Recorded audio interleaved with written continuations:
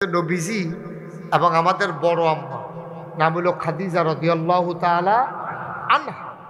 উনি এবং নবীজি নামাজ পড়তেছে, আলী এটা দেখা বলছে, দেখা বলতেছে আপনি দেখি না তো, আপনি দেখাতাই নাকি দেখি সবসময় যে আপনি সুন্দর করে বসেন, আপনি কতক্ষণ এখন কতক্ষণ আপনি এত জায়গা লন কি রে কমাই জায়গা লন। হ্যাঁ মাশাআল্লাহ, সবার জন্য আমি দেখি আমিন কর।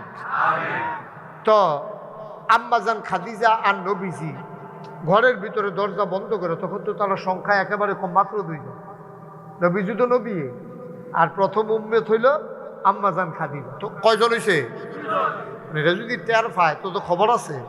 এলাকা নবীজি আম্মাজান খাদিজা দরজা বন্ধ করে নামাজ পড়তে আসে।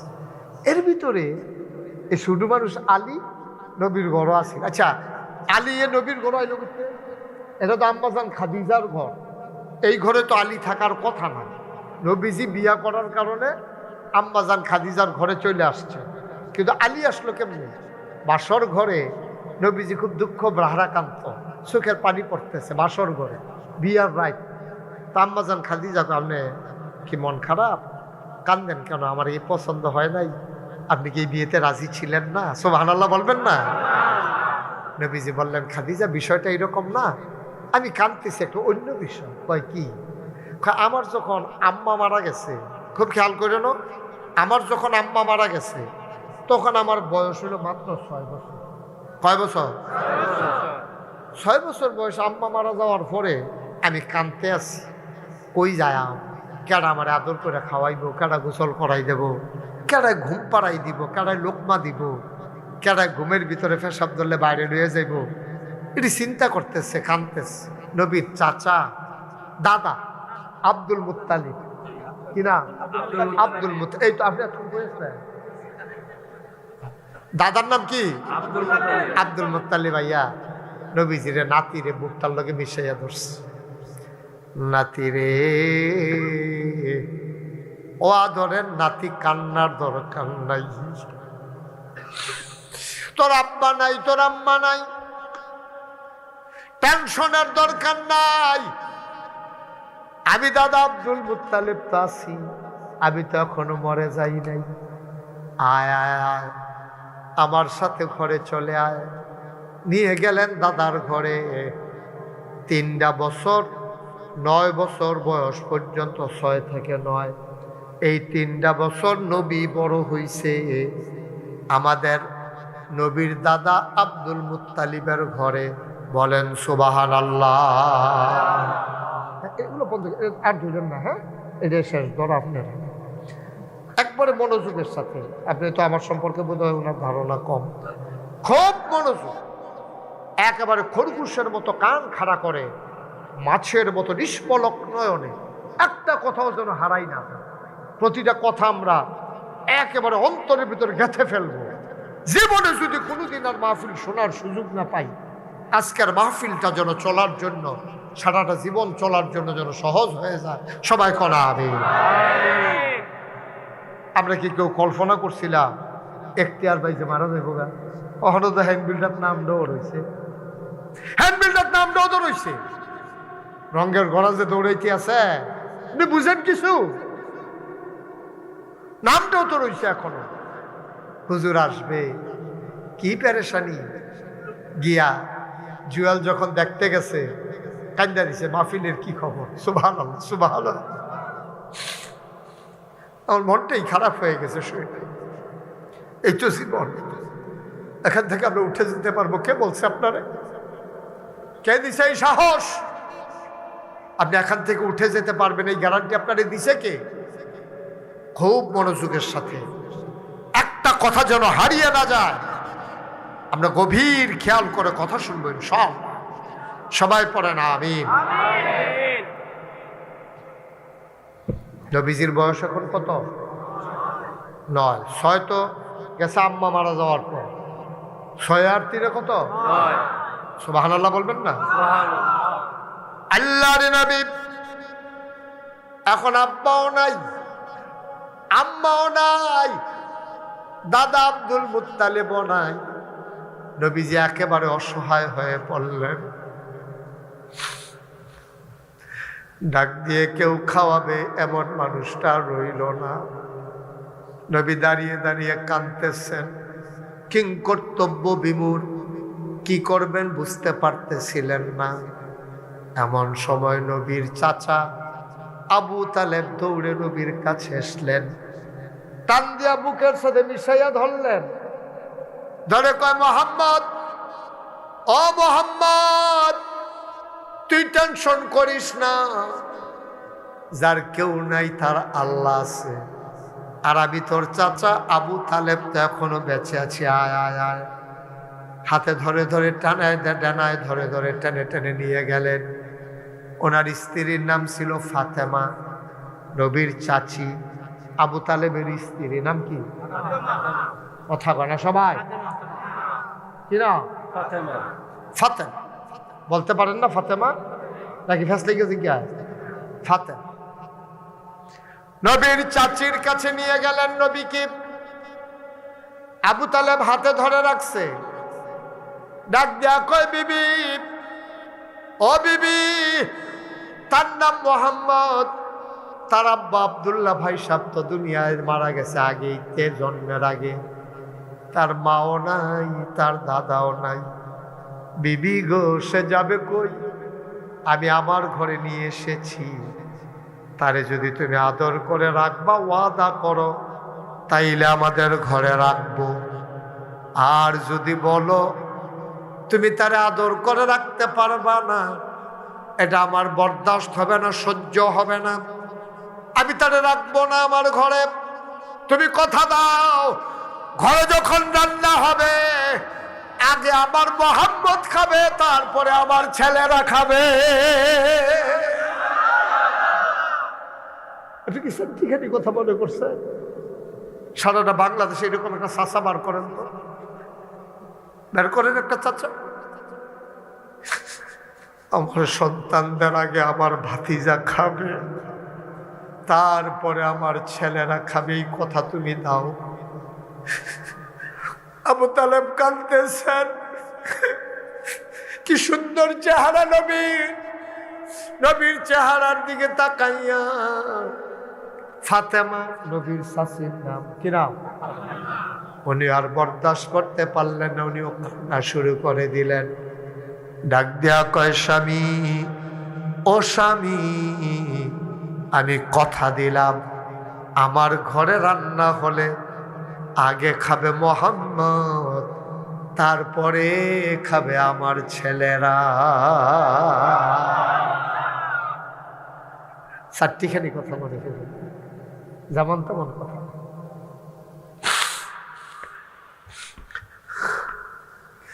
নবীজি 25 বছর বয়সে যখন বিয়ের প্রস্তাব আসলো খাদিজা থেকে, ওই যে বাসর ঘরে যখন গেছে বিয়ের পর, লম্বা ঘটনা তো মাঝে দিয়া, ওটা বলা আমার উদ্দেশ্য।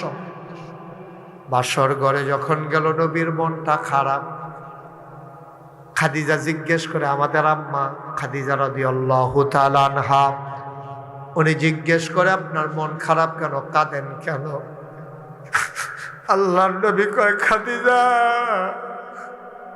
যখন আমার কেউ ছিল না, আমার চাচা আবু তালেব আর আমার চাচি ফাতেমা আমার সন্তানের চাইতে বেশি মায়া করে করে তিল তিল করে বড় করেছে। আমাদের চাচার ঘরটার ভিতরে বড় অভাব, ওনার বাচ্চা কাচ্চা বেশি, আয় কম, সবগুলা বাচ্চা ছোট ছোট। আমি তো চাচার জন্য কিচ্ছু করতে পারলাম না। ও খাদিজা, তুমি যদি অনুমতি দাও, চাচার সংসারের একটু কষ্টটা আমি দূর করে দিতে চাই। কয়, কেমনে দূর করবেন? কয়, একটা বাচ্চা চাচার, একটা বাচ্চা আমার একটা চাচাতো ভাই, আমাদের সাথে নিয়ে আসতে চাই, চাচার কষ্ট যেন কমে যায়।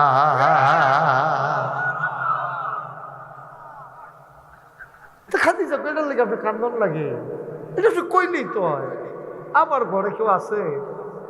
আপনি আছেন, আমি আছি, ঘর তো খালি, নিয়ে আসেন, কারে আনবেন? না না, আমি গিয়া বলতে পারবো না, তোমার ঘর, তুমি গিয়া কই আনো, আমি আনবো কেন? ব্যক্তিত্ব, সুবহানাল্লাহ বলবেন না? পার্সোনালিটি কাকে বলে? আমার চাচাতো ভাই আমি আনবো কেন? চাচারে শুরু করে নাই, নিজেও ছোট হয় নাই, এটা কয় ব্যক্তিত্ব, পার্সোনালিটি।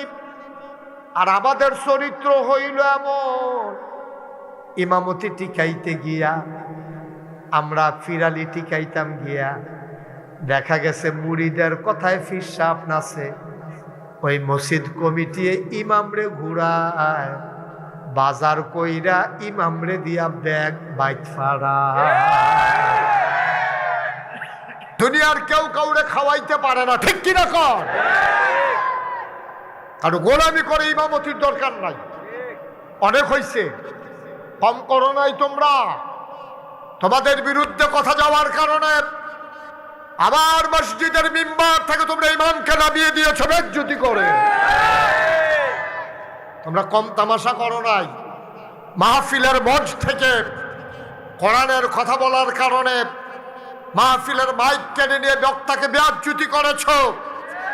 আমরা সব চোখ বুঝে মাথা বুঝে সয়ে নিয়েছি।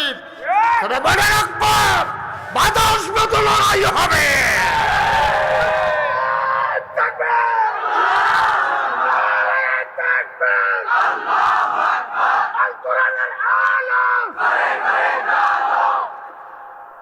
সবাই পড়ে না আমিন। কত বড় বেয়াদব চিন্তা করেন। মসজিদের ইমাম সামনে মসজিদ কমিটির সদস্য হুজুর, এই বাদ যখন যাইবেন, যাইতে আমার ব্যাগটা কুদরা করো দিয়ে। আপনি জানেন আপনি কি অন্যায়টা করছেন, কত জঘন্য অপরাধ করছেন। আপনি এই ইমামের কথায় রুকুতে যান, এই ইমামের কথায় সাজদায় যান, আপনি পরে যান মাটির উপরে, আপনার নাক কপাল সাজদায় চলে যায় এই ইমামের আল্লাহু আকবার কথা। আবার আল্লাহু আকবার দিলে আপনি বসে পড়ুন। ওই ইমাম আপনাকে হুকুম দিয়ে দিয়ে সুজে বেড়ারে হতাই লাইল, আর হেই ইমামরা আপনার বাজারের ব্যাগটা গড় দিয়েই তো। বেয়াদব, সাংঘাতিক বেয়াদব, ঠিক কিনা? বেয়াদবির একটা মাত্রা, খুব সাবধান। কাজ করতে চিন্তা করে করবেন। আর আমরা যারা ওলামায়ে কেরাম আছি, ব্যক্তিত্ব নিয়ে চলবেন। ইমামতি খাওয়ায় না, খাওয়ায় কে? কথা কেনা খাওয়ায় কে? নবীজির জামানায় খুব খেয়াল করে শুনে, হযরত উমর তখন মসজিদে নববীর, নবীর ইন্তেকাল হয়ে গেছে, আবু বকরের ইন্তেকাল হয়ে গেছে। মসজিদে নববীর ইমাম হচ্ছে আমিরুল মুমিনিন, খলিফাতুল মুসলিমিন, জান্নাতের সুসংবাদ প্রাপ্ত দ্বিতীয় মানুষ ওমর। সুবহানাল্লাহ বলবেন না? ডাটাটা কি হস না ডাট? নরম না গরম? কম না সাংঘাতিক? সাংঘাতিক গরম। কেমন গরমের গরম? নবীজি কয়, উমর আমার পরে নবী নাই রে, আমি শেষ নবী। আনা খাতামুন নবিয়্যিন, আমি হলাম শেষ নবী, লা নবিয়্যা বা'দি। আমার পরে আর নবী নেই। উমর রে, আমার পরে যদি নবীর দরজাটা খোলা থাকতো রে, সত্য তুই হয়ে যেতে আমার পরে নবী। সুবহানাল্লাহ। আল্লাহ তো নবুয়তের এত বুঝ দিছিল, উমর এত ব্যক্তিত্ব দিছিল, একটা পাওয়ারফুল মানুষ। মদিনায় আমরা দেশ বাচ্চারা যখন ভাত খায় না, বিরক্ত করে, তো অহন আমরা তারা আবার মোবাইল দেয়, মোবাইল দিয়া খাওয়ায়। তো এই মোবাইলের ফেল চাইয়া রয়েছে, তার যদি মাছের কাঁটা ও দিয়ালাম, তো চাইয়া রয়েছে খাইয়া রেখেছে, তো পরে বুঝছে গলা কিতা জানি লাগছে। কথা না হইলে হ্যাঁ খেরন নাই তৈরি খেয়েছি দিন। আরে কথা বুঝছো না তুমি? ভলান্টিয়ার। কথা না হইলে হ্যাঁ কেউ দাঁড়ান নাই, তো তুমি থাকতে দাঁড়াইলো আপনার লইয়া ফেরে যাবে, কেন থাকবেন? আঞ্জা দিয়ে লইয়া ফেরে দেখাও।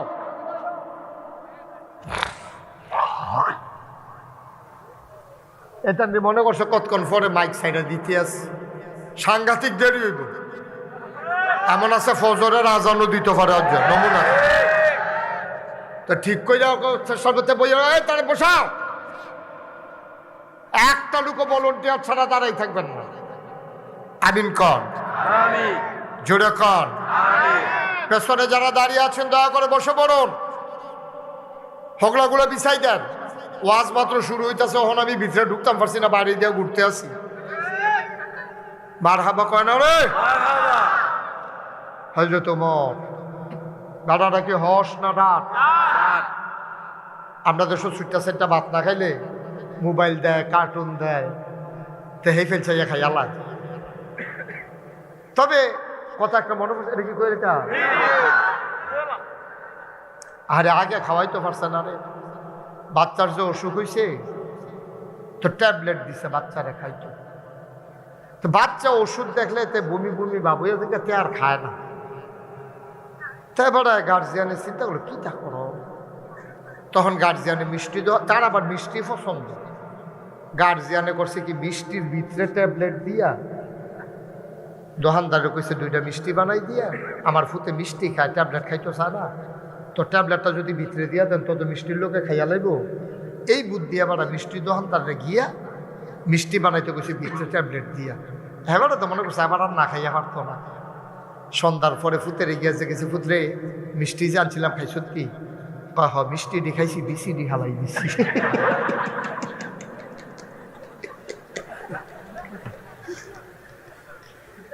বুঝছেন না ট্যাবলেটটা?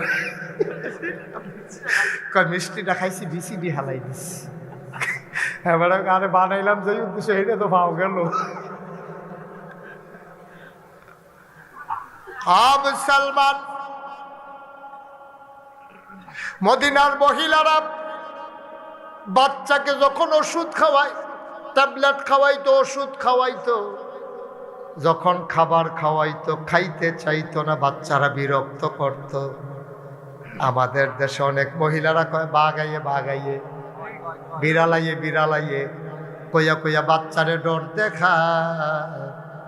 আর মদিনার মহিলারা বাচ্চারে ভয় দেখাইতো, উমর আসে উমর আসে।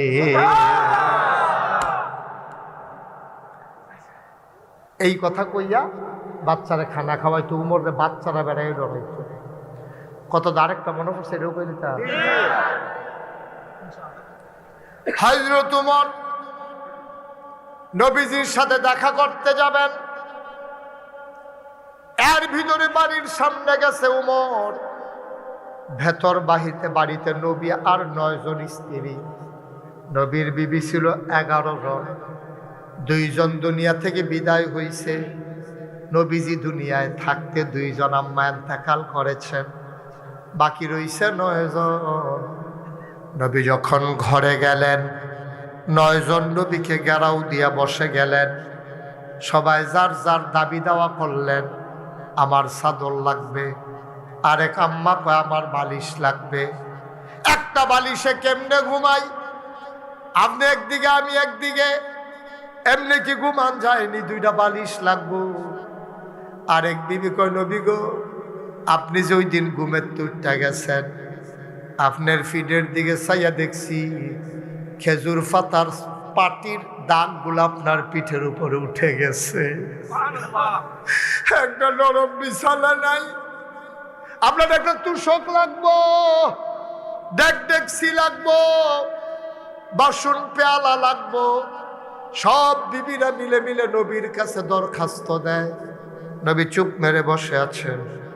নবী ডাক দেয়া কয়, তোমরা দুনিয়া নিয়ে পাগল হইছ, আমি কি বারবার বলি নাই আমার ঘরে সম্পদ নাই, সুখের অভাব না?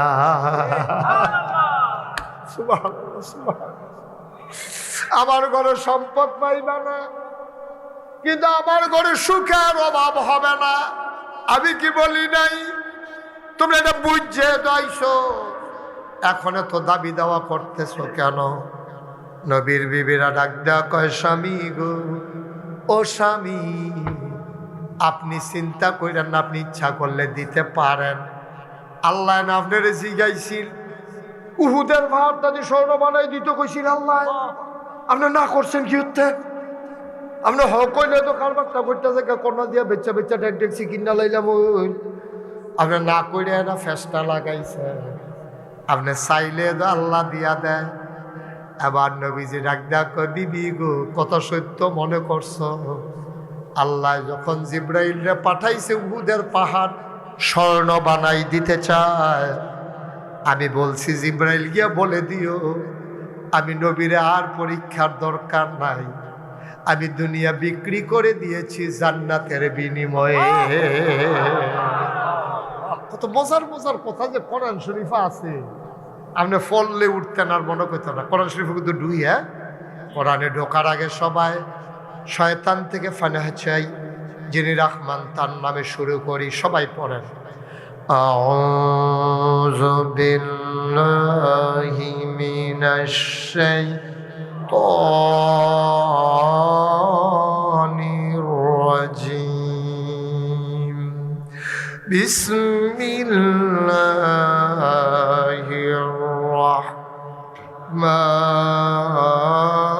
রাহমানির রাহিম।